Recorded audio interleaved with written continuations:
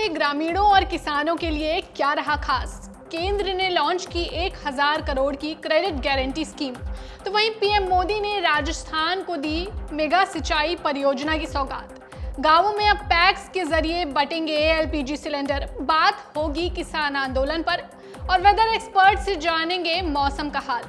तो शुरू करते हैं गांव जंक्शन का वीकली बुलेटिन। नमस्कार, मैं हूं आपके साथ श्रेया सिंह। बुलेटिन की शुरुआत करते हैं वीकली हेडलाइंस के साथ। पीएम मोदी ने रखी ऐतिहासिक पार्वती काली सिंध चंबल लिंक समझौते की आधारशिला। केंद्र सरकार की बड़ी प्लानिंग। गांवों में पैक्स के जरिए बटेंगे एलपीजी सिलेंडर। केंद्र ने लॉन्च की 1000 करोड़ की क्रेडिट गारंटी स्कीम। फसल कटाई के बाद किसानों को मिलेगा 75 लाख तक का लोन। किसान आंदोलन 2.0 को पूरे हुए 10 महीने। जगजीत सिंह डल्लेवाल का अनशन 26 दिनों से जारी। देश के 91 जिलों में सूखा और 51 जिलों में बाढ़ आने का खतरा। वैज्ञानिकों ने किया बड़ा खुलासा। कानूनी पेच में फंसी असम की परंपरा। माघ बिहू उत्सव पर अदालत ने लिया बड़ा फैसला। भारत में कोई दो रत्न नहीं रही पद्मश्री सम्मानित। बैगा आदिवासी जोधैया बाई और वृक्ष माता तुलसी गौड़ा। अब खबरें विस्तार से। पार्वती काली सिंध चंबल लिंक परियोजना पर मंगलवार को केंद्र, राजस्थान और मध्य प्रदेश सरकार के बीच त्रिस्तरीय समझौते पर हस्ताक्षर हुए। प्रधानमंत्री नरेंद्र मोदी की उपस्थिति में जयपुर में ये एग्रीमेंट हुआ। इस परियोजना के तहत 3 नदियों पार्वती, काली सिंध और चंबल को जोड़ा जाएगा। इस परियोजना में मालवा और चंबल क्षेत्र के 11 जिलों के 2012 गांव लाभान्वित होंगे। वहीं राजस्थान के 21 जिलों में सिंचाई का पानी और पीने का पानी मिलेगा। बता दें कि ये मामला 20 सालों से लंबित था और लंबे समय तक हाई कोर्ट और सुप्रीम कोर्ट में चला।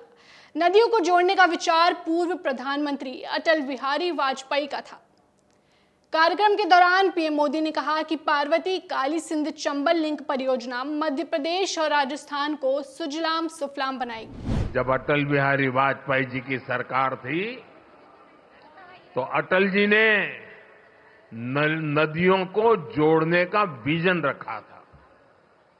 उन्होंने इसके लिए एक विशेष कमेटी भी बनाई। मकसद यही था कि जिन नदियों में जरूरत से ज्यादा पानी है, समुद्र में बह रहा है, उसको सूखाग्रस्त क्षेत्रों तक पहुंचाया जा सके। इस परियोजना की अनुमानित लागत 72,000 करोड़ है, जिसमें मध्य प्रदेश 35,000 करोड़ और राजस्थान 37,000 करोड़ रुपए खर्च करेगा।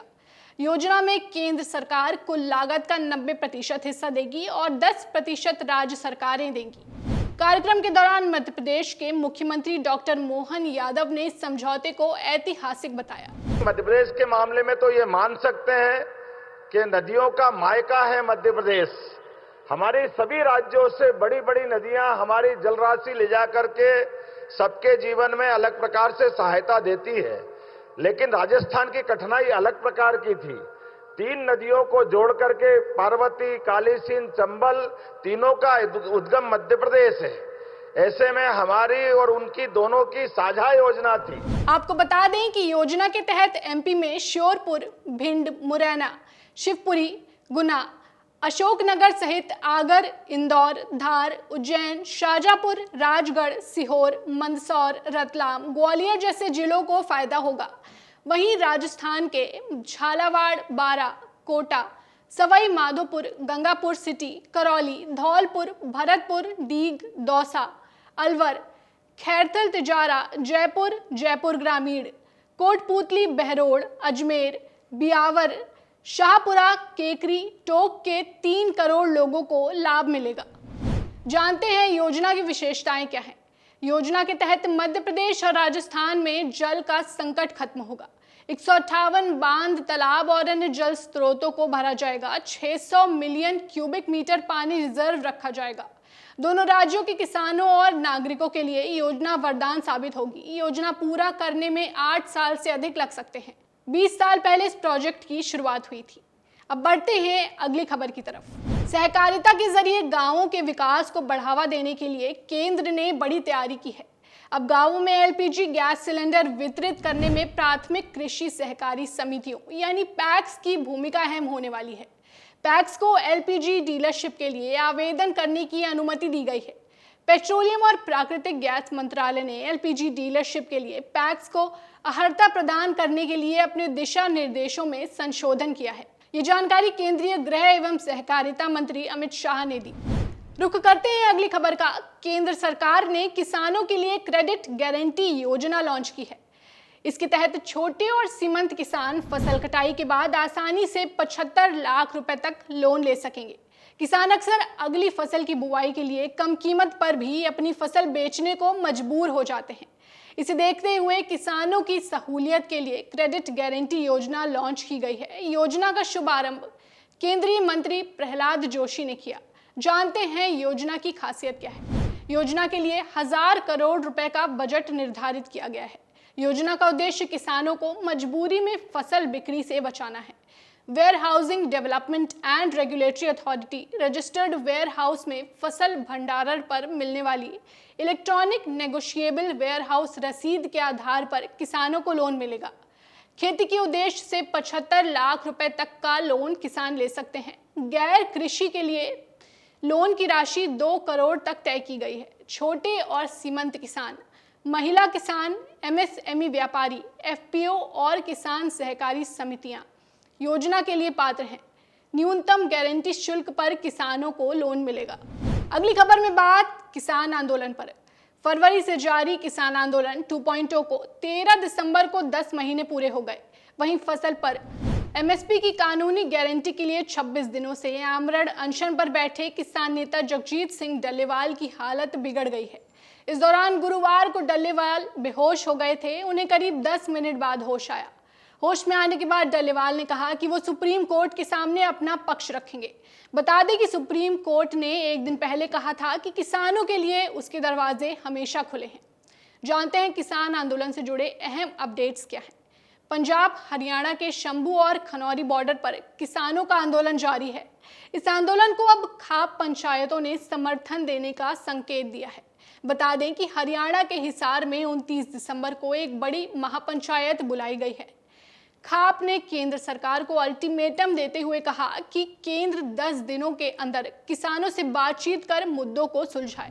किसानों ने 18 दिसंबर को रेल रोको आंदोलन किया। वहीं अब किसान नेता सरवन सिंह पंढेर ने 30 दिसंबर को पंजाब बंद की घोषणा की है। इस बीच संयुक्त किसान मोर्चा ने फैसला लिया है कि वह शंभू और खनौरी बॉर्डर से चल रहे किसान आंदोलन में शामिल नहीं होंगे।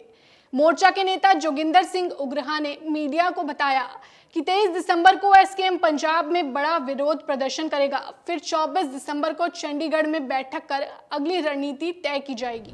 बढ़ते हैं अगली खबर की तरफ। आईआईटी के वैज्ञानिकों ने देश के अलग अलग इलाकों में बाढ़ और सूखे को लेकर चेतावनी दी है। मामले पर आईआईटी गुवाहाटी और मंडी के वैज्ञानिकों ने district level climate risk assessment for India नाम की एक रिपोर्ट पेश की है। इसके अनुसार 11 जिलों में बाढ़ और सूखा पड़ने का जोखिम बहुत अधिक है। इन जिलों में बिहार का पटना जिला, केरल का अलपुझा और ओडिशा का केंद्रापाड़ा शामिल हैं। इस जोखिम को देखते हुए जल्द से जल्द कदम उठाने की बात रिपोर्ट में कही गई है। रिपोर्ट में बताया गया है कि देश के 51 जिलों में बहुत अधिक बाढ़ आने का जोखिम है। वहीं 118 जिले उच्च बाढ़ जोखिम की श्रेणी में आते हैं। आईआईटी गुवाहाटी के निदेशक देवेंद्र जलिहल ने कहा, भारत की जलवायु चुनौतियां कृषि, आजीविका और जीवन के हर पहलू को प्रभावित करती हैं। ये रिपोर्ट जिला स्तर पर इन जोखिमों का आकलन करके प्रभावी जलवायु के लिए योजना बनाने में मदद करेगी। अगली खबर में बात असम के माघ बिहू उत्सव पर।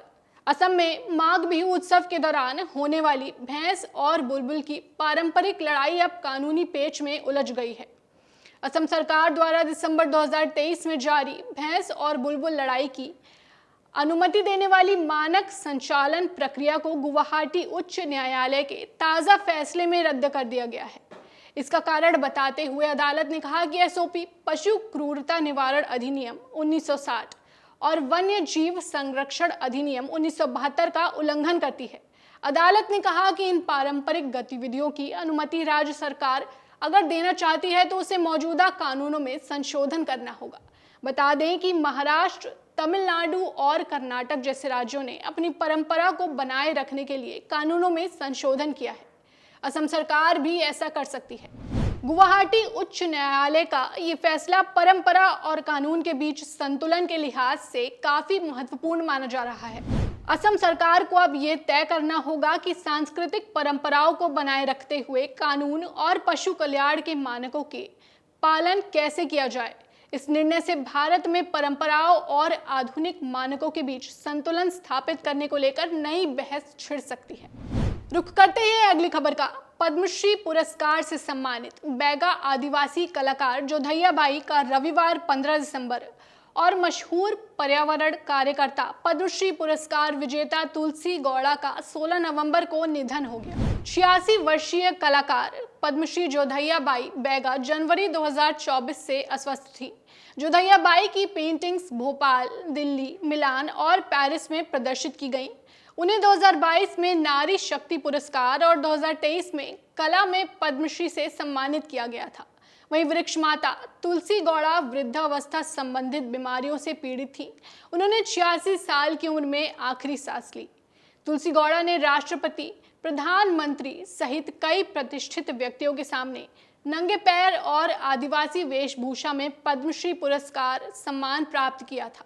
वर्ष 2021 में पद्मश्री के अलावा उन्हें इंदिरा प्रियदर्शनी वृक्ष मित्र पुरस्कार से भी सम्मानित किया गया था। वृक्ष माता गौड़ा ने 30,000 से अधिक पौधे लगाए और पौधों और जड़ी बूटियों की विविध प्रजातियों के अपने विशाल ज्ञान के कारण उन्हें वन का विश्वकोश यानी फॉरेस्ट इंसाइक्लोपीडिया के रूप में जाना जाता था। चलिए अब नजर मौसम के हाल पर भी डाल लेते हैं।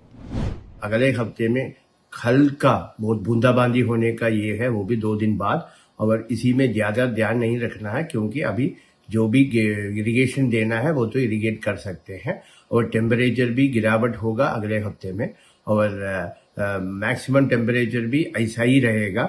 और सुबह में धुंध तो रहेगा और कोहरा भी रहेगा। और अभी जो भी किसानों ने गेहूं का 21 दिन हो गया है, 21-25 दिन हो गया, तो आप अगला इरिगेशन दे सकते हैं। और इरिगेशन के बाद 3 दिन बाद आपको फर्टिलाइजर भी दे सकते हैं। और देर से बुआई किया हुआ सरसों में अभी आप खरपतवार का नियंत्रण करिए। और इस मौसम खेती प्याज के लिए, रोपाई के लिए अच्छा है। और रोपाई के पहले गोबर खाद और पोटाश मिट्टी में मिला लीजिए, so that it will be good for, ये अच्छा रहेगा। और आलू की फसल का उर्वरक की मात्रा डाले और तथा फसल में मिट्टी चढ़ाने का कार्य भी कर सकते हैं। और अभी बाकी नमी है ये हवा में, और इसी के कारण आलू और टमाटर में रोग होने का ये भी हो जाता है। और उसका भी नियंत्रण देख लीजिए, उसका पूरा संभावना है, इसलिए पूरा नियमित रूप से निगरानी करें। किसान अपने खेतों में इंटर क्रॉपिंग के जरिए काफी अच्छी कमाई कर सकते हैं। पपाया मैन ऑफ इंडिया से जानिए, खेती में अच्छी आमदनी के लिए किसान पपीते के साथ किन फसलों की सहफसली कर सकते हैं। पपीते की खेती कर रहे हैं और लाइन आपकी 10 फुट पे है, आप उसमें इंटरक्रॉप कर सकते हो, लेकिन उम्र के हिसाब से, उसकी हाइट के हिसाब से आपको फसल का चुनाव भी अलग करना पड़ेगा। ये फसल सतावर की है, ये जो है ये एडेबल है, यानी खाने के पर्पज से। जनवरी फरवरी में जो इसमें कल्ले आएंगे, उन कल्लों को हम बाजार में बेचेंगे, जिनका दाम 200 से लेकर 400 रुपए किलो तक होता है। इसके अलावा आप पेठा लगा सकते हैं, हरी मिर्च लगा सकते हैं, छाया में हो जाती है, अदरक लगा सकते हैं, हल्दी लगा सकते हैं। 10 फुट पे लाइन से लाइन रखने से हमने देखिए 2 फसलें ये भी ले ली बीच में।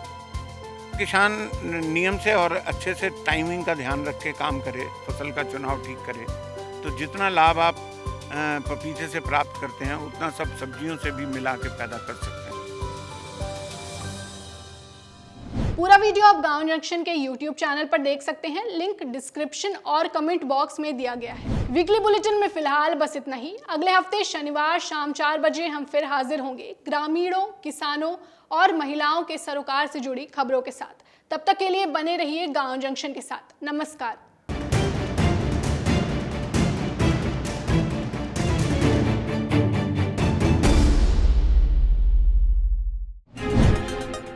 गांव जंक्शन को सभी सोशल मीडिया प्लेटफॉर्म्स पर फॉलो करें।